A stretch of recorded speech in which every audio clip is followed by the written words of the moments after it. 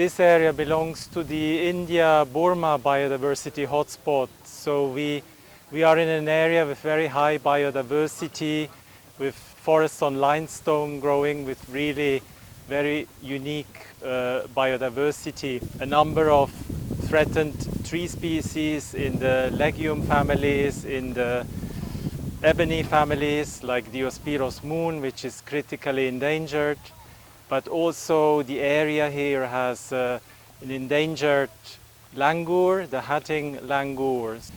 What we ultimately would like to achieve is really use this project as a model initiative that we can also replicate in other parts of Vietnam, and thereby also have sort of influence on the forest policy. So we are hoping that we are able in the future, based on the achievements and lessons learned of the project, to have these sort of integrated in the national forest development process.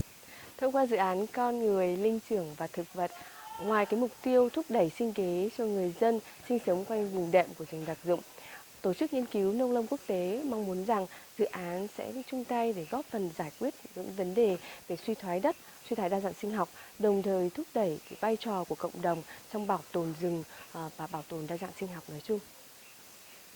We hope under Darwin support in the future, in maybe 2025, we'll get success. The local people, local villagers, they are quite good in livelihood. And the voluntary conservation group, they would like to say they are confident to attend into patrolling and monitoring the langur in this protected area.